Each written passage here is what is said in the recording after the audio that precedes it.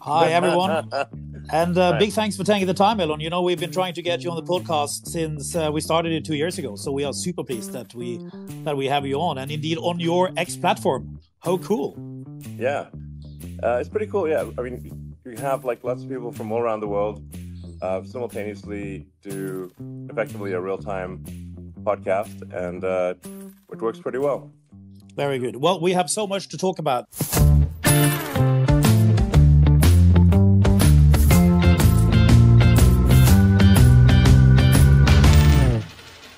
Love to kick off with AI.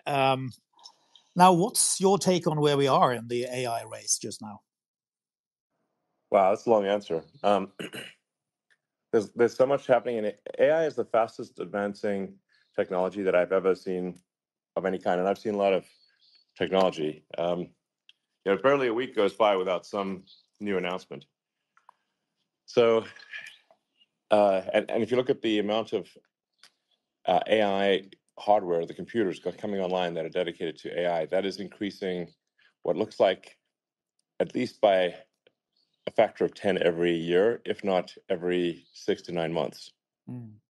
So when you combine the hardware coming online, really order of magnitude increase every, call it at least every 9 months, and many software breakthroughs. If you look at that curve, it looks insane. So I think we'll. My guess is that we'll have AI that is smarter than any one human, probably around the end of next year, and then AI, the total amount of sort of sentient compute of AI, I think, will probably exceed all humans in 5 years. Wow. What is the race about just now? Is it algorithms? Is it people? Is it computing power? What is it about just now? Is it the supply of chips? Just what is it? Yeah, last year it was chip constrained, and the hardware deployment. To break it down into the three areas of people, data, and hardware. Starting with hardware, last year it was about a chip supply. People could not get enough NVIDIA chips, particularly. This year it's starting to transition to a voltage transformer supply, so just actually getting enough voltage transformers put in place.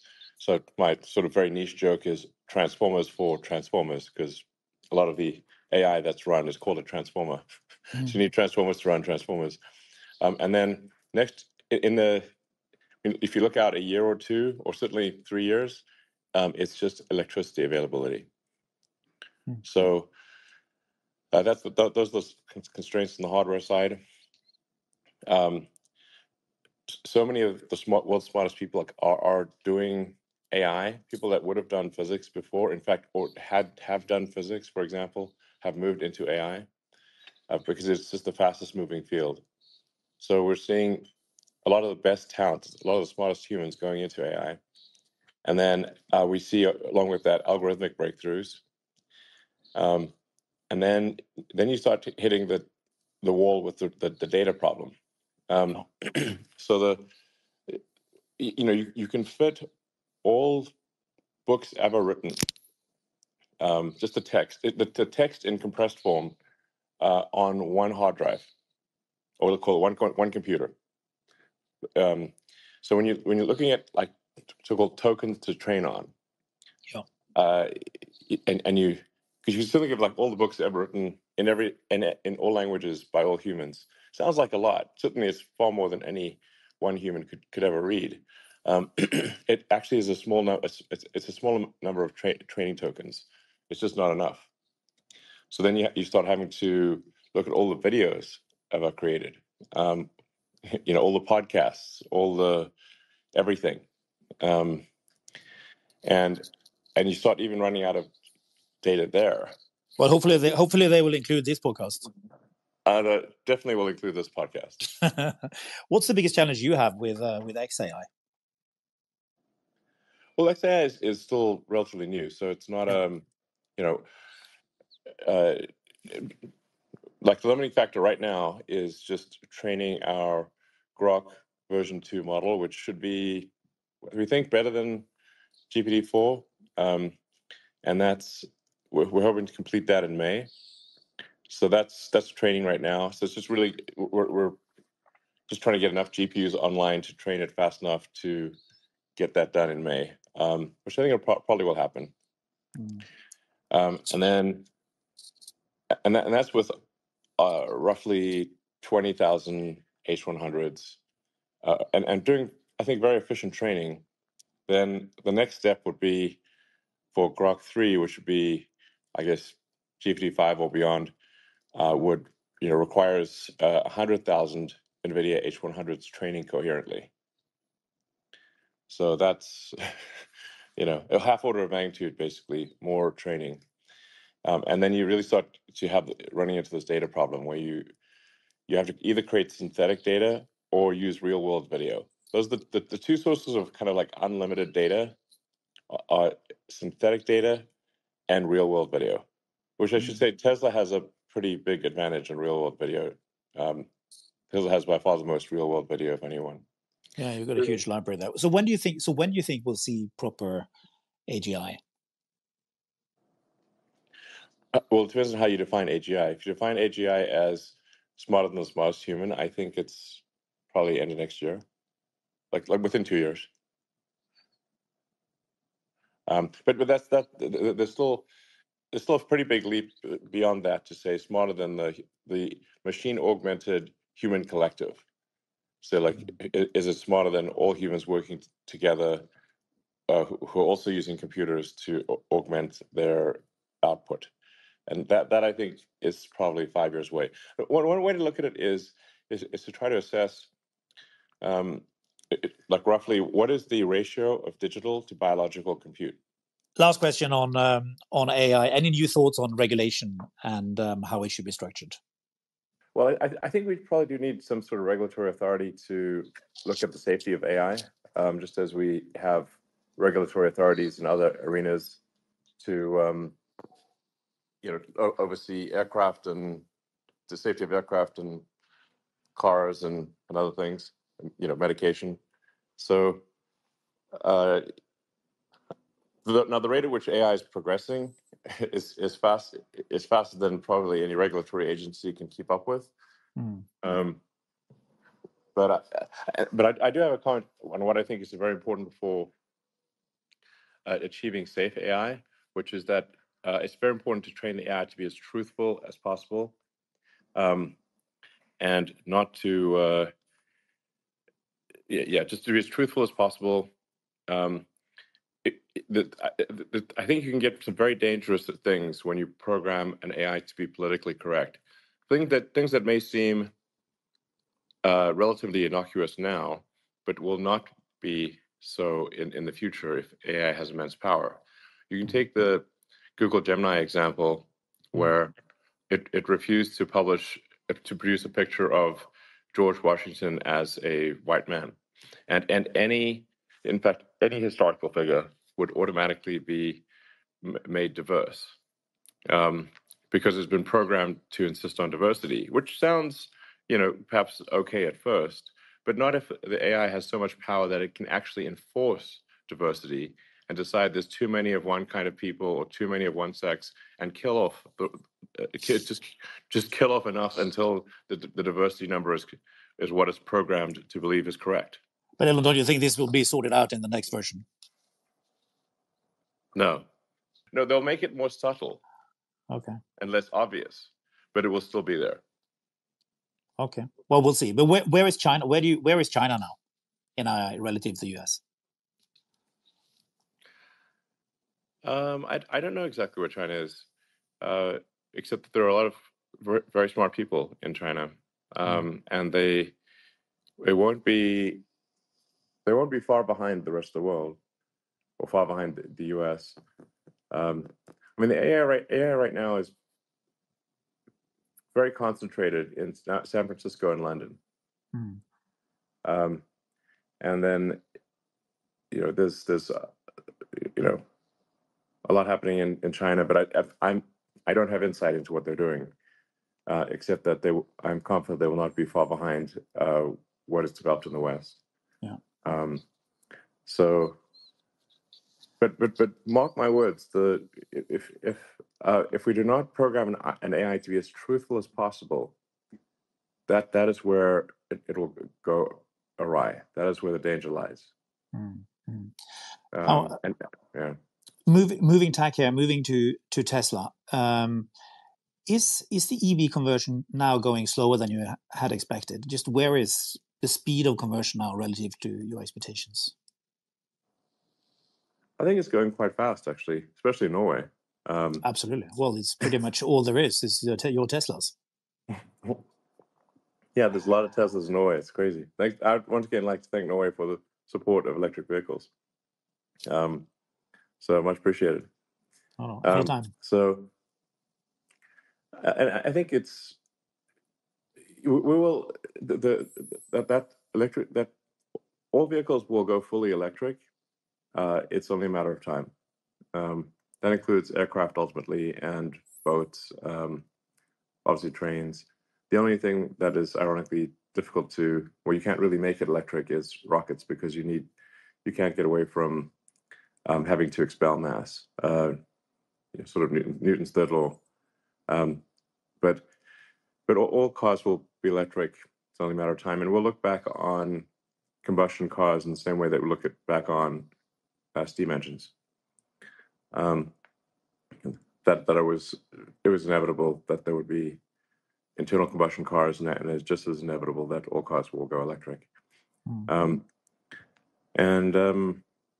will be some ebb and, it's not like going to be a completely straight up line. There will be some ebb and flow in how far electric cars go, but the ultimate victory of electric cars is inevitable. And I think the sooner we get there, the better. Yeah. How do you see the Chinese competition here now?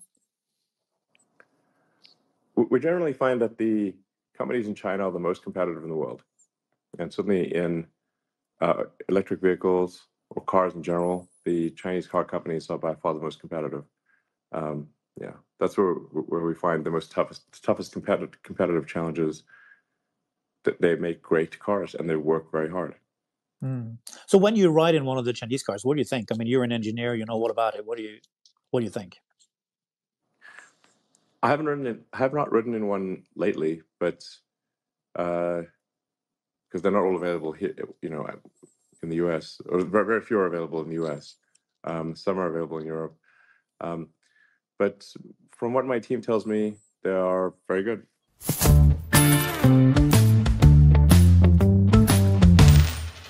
Moving out in space, what would it take to be self-sufficient at Mars? To be self-sufficient on Mars, it's really about the total tonnage that is delivered to the surface of Mars. So you can say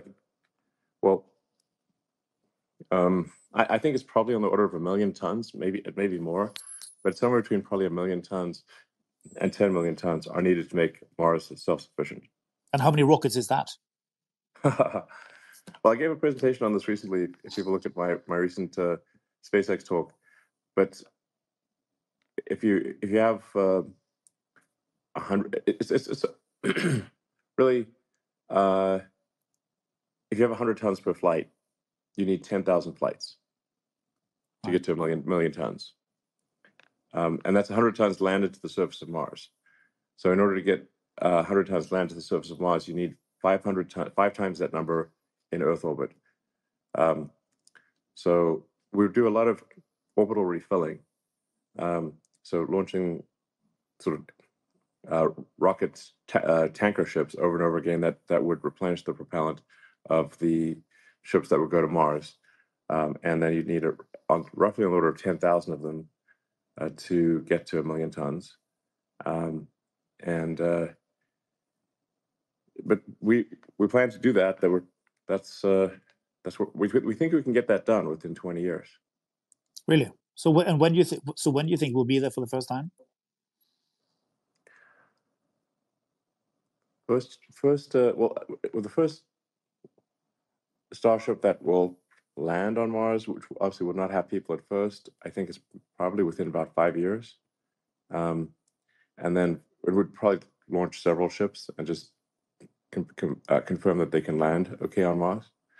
We'll also be doing the moon simultaneously with that. So I think we'll get people back to the moon, I should say, within 5 years, and we'll get uncrewed ships landed on Mars within 5 years.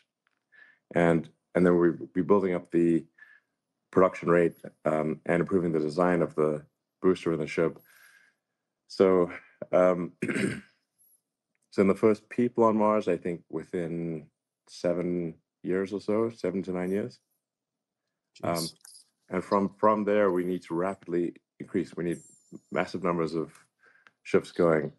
And Earth and Mars only are in the same quadrant of the solar system roughly for 6 months every 2 years, or at least it's only possible to really transfer efficiently from Earth to Mars. I say every 6 months, but really there's a couple months where it's ideal every 26 months. So every 2 years that you would see basically a fleet depart Mars. And I think it would be quite a spectacular thing to see 1,000 ships depart from Mars all at once, like Battlestar Galactica. What kind of new technology do we need before we'll be self-sufficient there? Actually, I think we have all the tech. We already know all the technology that's necessary for that. We just need to build. So no new physics is needed for this. Why is it so important for you? I think it's important for consciousness in general. So if we wish to maximize the lifespan of consciousness, then being a multi-planet species will result in a much longer existence of consciousness than if we are on one planet. If we're on one planet, we're simply biding our time until there's eventually a calamity. It could be soon, it could be a long time, but eventually something will happen. It could be global thermonuclear war. It could be simply that civilization merely subsides. Our civilization may not die with a bang, it may die with a whimper, just gradually falling into obsolescence. But if we're a multi-planet species, then we've got 2 planets, and they can support each other. And we can go beyond 2 planets, ultimately to the moons of Jupiter, beyond to the outer parts of the solar system, and ultimately to other star systems. So this tiny candle of consciousness that we have in this vast darkness can be extended and amplified, and we're just far more likely to survive for consciousness to survive if we are a multi-planet species. You don't think it'd be better to use all these resources and try to sort out Earth? Well, just to put this into perspective, the amount of resources I'm talking about for making life multiplanetary would be less than 1% of all resources on Earth. So really you can think of it as resource allocation. Do you think it's worth spending 0.5% of Earth resources to ensure that we have redundancy in consciousness and that we extend consciousness beyond Mars to other planets, to Mars and other planets, and ultimately other star systems? And then also take into account the fact that there's certain things we simply cannot avoid on Earth. Like, is it within your power or mine to stop World War III? I don't think so. No. If it happens. And if we have global thermonuclear warfare, our technology level will drop to the Stone Age. And we may never survive. And then we may get hit like by a comet, like the dinosaurs. And if the dinosaurs had spaceships, they'd probably still be around. And then if you wait long enough, the sun will continue to expand and eventually engulf Earth and destroy it, and destroy all life. So just give it a certain amount of time, no matter what you do on Earth, no matter how careful you are, all life on Earth will die. That it will happen is a certainty.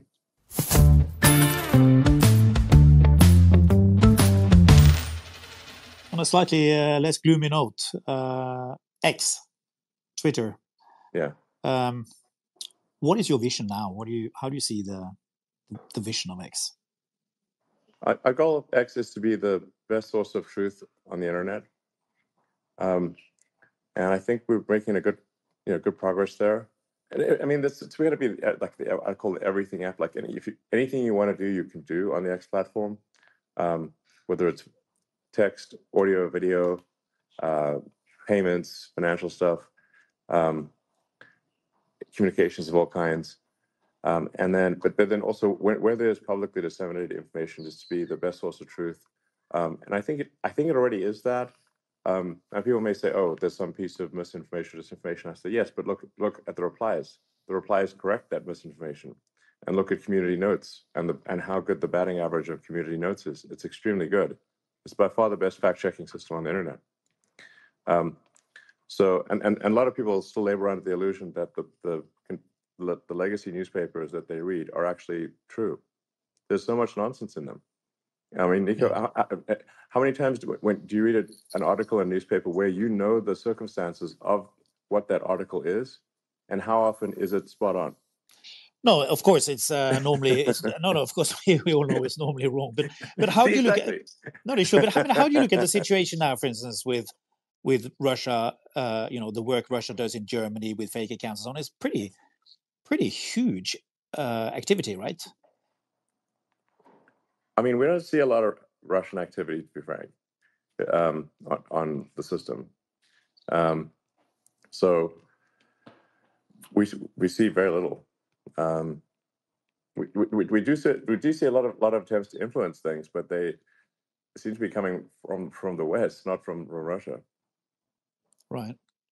What about things like the latest developments in Brazil and so on? Yeah, sure. Yeah, so we kept getting these demands from this Judge Alexander. That's his name on Twitter, at Alexander. And there would be to suspend accounts immediately. We were given typically 2 hours to suspend an account or face massive fines. And the final straw is we were being given demands to suspend sitting members of the parliament and major journalists. And moreover, we could not tell them that this was at the behest of Alexander Morales. We had to pretend that it was due to our rules of service. And that was the final straw, and we said no. Now, when you bought Twitter, now renamed X, did you expect that you would end up in these type of situations, or is this all unexpected? Well, I knew it wouldn't be just a total bed of roses, and it's like I wouldn't.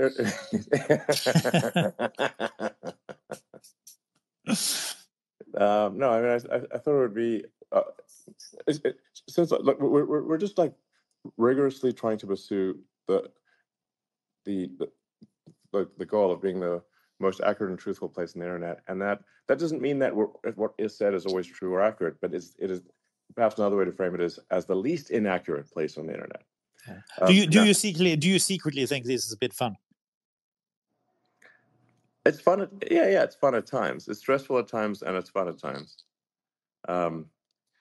But in overall, we're trying to serve the people of Earth, and this is sort of maybe an esoteric way of viewing it, but to try to be kind of like the group consciousness of Earth. So you can think of like if each person is like a neuron contributing to like the collective brain of Earth, and you want to try to minimize the noise and maximize the signal of every neuron that's connected to the X network. That's basically what is the collective will of humanity, and how to just serve the collective will of humanity, and serve the greater good. That's our goal. Now, there's definitely going to be people who want to manipulate that information, and so we have to fight that and try to have be the most accurate place as to the best of our ability, and have it be kind of a marketplace of ideas where people can propose ideas and debate them. And I think so far it's working reasonably well in that regard. Now, people that don't like the truth will not like X, or if they want to manipulate things, they will not like it.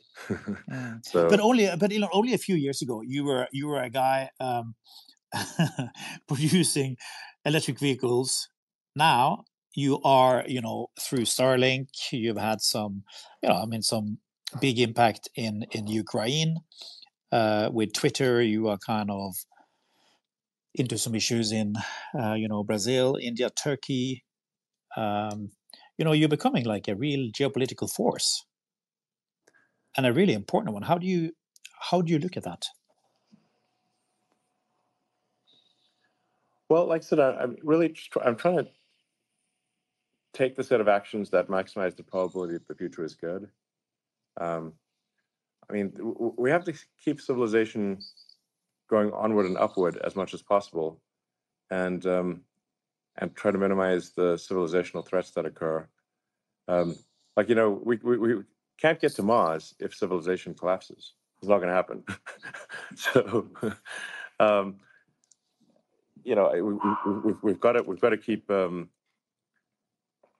civilization going. And I think we should view our civilization as being much more fragile than we think. We kind of take for granted, it's always going to be there. But actually, if you study history, you realize that there's a rise and fall of civilizations.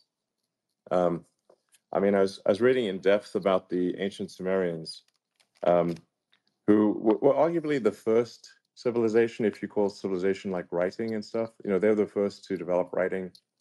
But eventually they died out, and they were gone.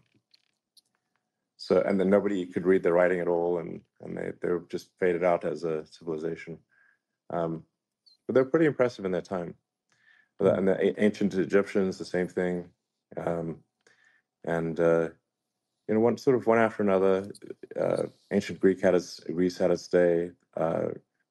China and India will have incredibly impressive populations, but there's been ebbs and flows in the China and Indian civilizations over the aeons, the millennia as well. I guess I'm just trying to take this set of the steps that increase the scope and scale of consciousness. That's what I'm trying to do. It's not that I'm trying to have put a political thumb on the scale or anything like that. But I think I'm trying to have the political will go where the people want it to go.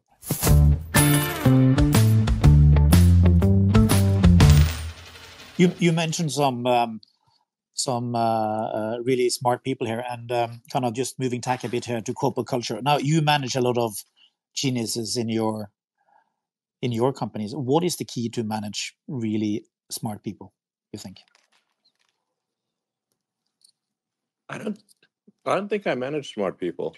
They manage themselves. I think well, I guess with really smart people, I don't really think of it like managing them. I think that if somebody is very smart and talented, they can go anywhere and do anything anytime. Like if they don't have to work with me, they could go anywhere. So I really just say, like, look, this is the goal we're after, and this is what we're trying to achieve. And do you agree with this goal? And if you do, then let's try to get it done. Provide my opinion along the way. And once in a while, I'll say, look, guys, you just got to trust me on this one. We got to do this thing. And if it turns out to be a bad decision, we can all hold that against me in the future. But you have an incredible eye for detail, right? I mean, when we read the Isaacson book, it's pretty clear that you really are deep into detail and know what you talk about. So how do you balance this kind of micromanagement of some areas and then delegate other areas? I wouldn't call it micromanagement. It's just insisting on attention to detail. That if you're trying to make a perfect product, you must have attention to details essential. And I haven't actually read the Isaacson book. You should. It's very good, actually. I loved it. Well, I asked Walter Isaacson if I should read it, and he said I shouldn't. So then, well, so in the I was okay, gonna so read then it, but I'll then he said I shouldn't read it. So okay, well I'll ask you some questions from the book. Then he talks about the kind of the hardcore and ultra hardcore culture. What is an ultra hardcore culture? I guess it's work. I mean, it's working culture, right? I mean, yeah. how I mean, ultra hard work. How hard is that? Well, when things get really intense, you're basically just working every waking hour. And how long can you do that for? I've done that for, well, continuously for sometimes like a few years. What does it do, what does it do to you? It really, it's pain.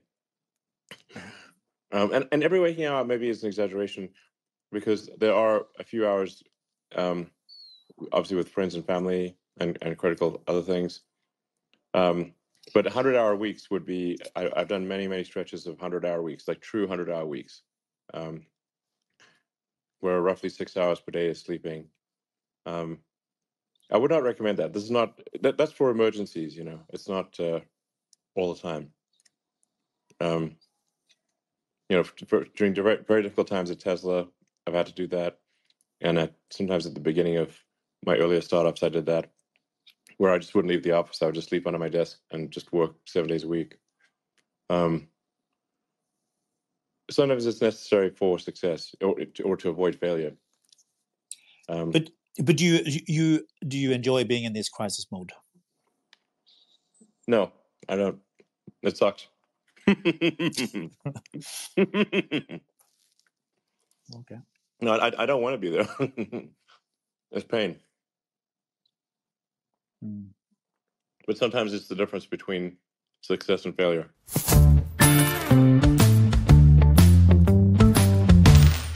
When you make decisions, how important is speed? He just gave me an idea, which is I'm going to invite the Judge Alexander Morales to do a Spaces. And then he can explain why what I'm doing is bad, and maybe he's right. I challenge him to a Spaces. Sounds good. Yeah. But what about speed? When you make decisions, how important is speed, and how do you balance analysis with your gut feel? I think the best offense and defense is speed. If you think of something like the SR-71 Blackbird, it really had almost no defenses except accelerate, and it was never shot down even once. Like, I think over 3,000 missiles were shot at the SR-71 Blackbird, and none hit. And really, what it did was just go faster. So the power of speed is underappreciated as a competitive dimension. Is that why SpaceX, for instance, has been so successful? Because you've been mean and lean as an organization, and fast. I think speed is definitely a factor. Now, I should say, you want to go in the case of a company, you need to be a vector, not a scalar. So it can't be. You need to go at high speed in the right direction. Sure. Ideally. So it can't just and no company is going to be going in the right direction all the time. So you have to do course corrections, like a guided missile. You course corrections. But in the case of SpaceX, it's like, okay, our goal is to extend humanity beyond Earth, and we didn't even know how to even frame the question correctly. Like, what we just knew that was the general goal. We didn't know what propellant we'd use, or what the raw materials would be, or how would the rocket be built, how would it be designed, what's actually important. So for example, going from our Falcon architecture, which is uses refined jet fuel and liquid oxygen in a open cycle gas generator architecture engine, to to Starship, which is a liquid methane, liquid oxygen propellant in a staged combustion, very high pressure engine. That's a big architectural change. But we didn't know that we needed to make that architectural change until we were pretty far down the road. Like about halfway, it took us about 10 years to figure out that was even the right architecture. Now we're confident it is. We were on risk taking and so on. I think SpaceX is one of the best examples I know about what we call failing well, right? Learning from mistakes and moving on. Generally, how do you look at mistakes? Well, I mean, which ones do you tolerate and which ones don't you tolerate? Well, I think I don't really think of it that way. The first 3 flights of SpaceX failed. The 4th one succeeded. And if the 4th one had not succeeded, we would have gone bankrupt. We would have had no money left. So it was a very close call. But since then, SpaceX has done very well. It's now the Falcon 9, knock on wood, is the most reliable rocket in the world, and launches about every 2 to 3 days. Now, last question on risk. What are the types of risks you would not want to take?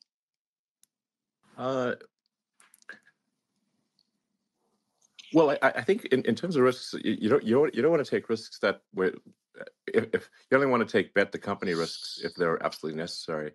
So there've been a few times where, say with Tesla, we just had no choice but to bet the company, because if we're doing a new vehicle program that is an order of magnitude larger than the past one, then we're just unequivocally betting the company, because the new vehicle will be 90% of production.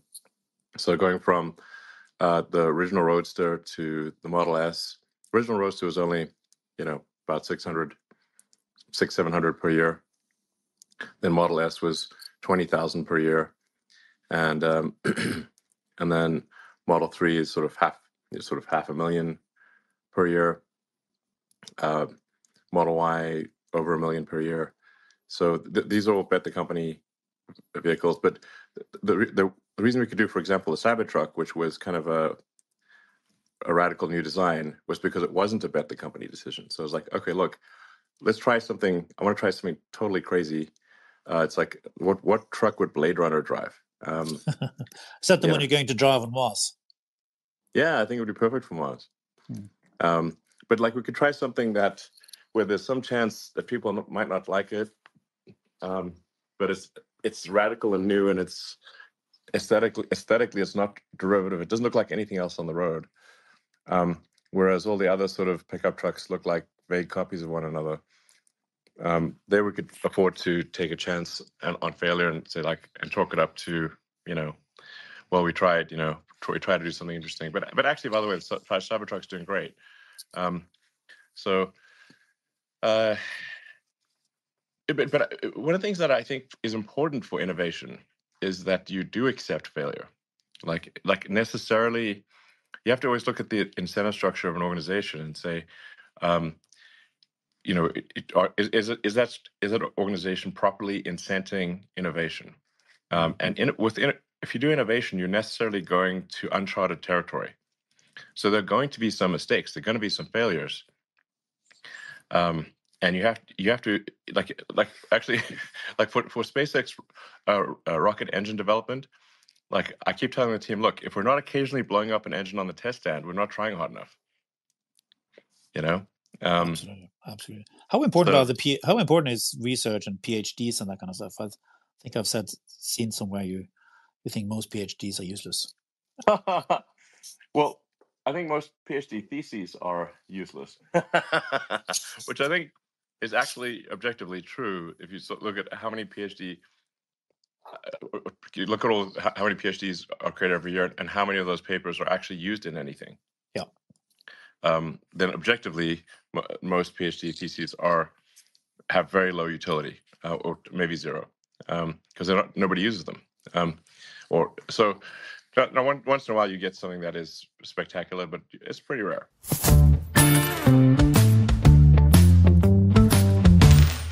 Perhaps something more useful. Isaacson, in the book that you haven't read, talks about your love for gaming, in particular, like strategic ability gaming. And I've been thinking quite a lot about it.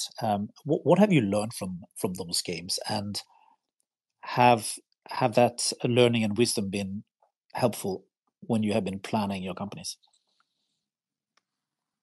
Yeah, it's hard to say exactly what I've learned from video games, except that I do like playing video games. As if I want to take my mind off work, I'll typically play a very hard video game. Such as which one? Well, over the years, it's been many different video games.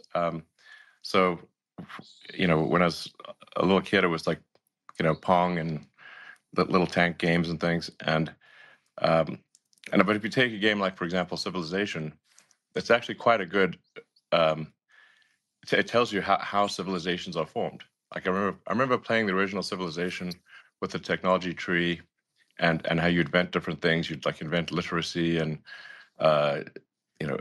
invent democracy and invent gunpowder. All these things that and you start to realize, oh wow, there are stages to technology. Like you can't, you can't actually get to democracy without literacy. So there's these stages of technology development, or stages of ideas that that's a helpful framework for a company. And I guess in recent years, there was a game I played that was actually developed in Sweden called Polytopia, which is actually quite a good game. Like a lot of people like playing chess, but I think chess is not a great. There's not a lot of transfer learning from chess to the real world, because in chess you've got only 64 squares. It's a set piece battle, same pieces every time. There are no terrain differences. There's no technology tree. There's no fog of war. But say a game like Polytopia has all of those things: random terrain generation, the differences in attack and defense bonuses depending on what type of terrain. You've got 16 tribes, I think, each with different abilities. You've got a technology tree that you can choose to develop in different ways, and you've got, of course, fog of war. So that I think is much closer to reality. Yeah.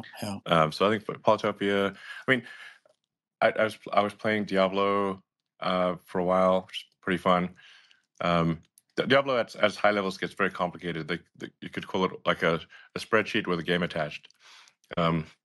So that's and I briefly got the for about a day the world record in this abattoir of Zir on a 4-person team of clearing the hardest level, which was not bad for someone who's like 53. Basically, we'll be 53 soon. Because there is still some Twitch element to it, and it's hard to beat kids at games with a Twitch element. But yeah, I find these games interesting if you can be fully immersed in a game. Some last questions here. As you know, we are big shareholders and made a lot of money on our investment.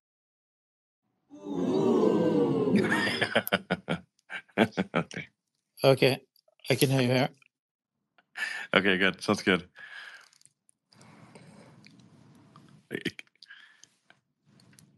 Good to go? Sorry, I think everyone can hear me. Let's see. Thumbs up if you can hear me. Let's try again. Okay. Sounds good. Now, what is the score now in terms of the union in Sweden and the collective bargaining? Actually, I think the storm has passed on that front. I think things are in reasonably good shape in Sweden. So I think things are good.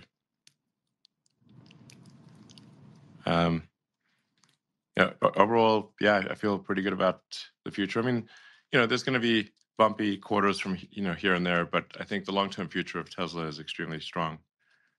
For example. Yeah, I'm back on. Just so we met with your chair last month, so we have some update. But any view on it? Why are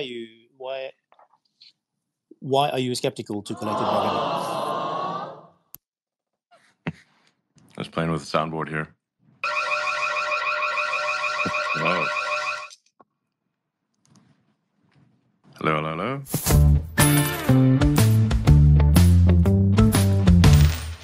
Yeah, last question from me. Sorry, I didn't have the answer here because I was out, but we have covered this with your chair. But just a last question here. What do you want your legacy to be?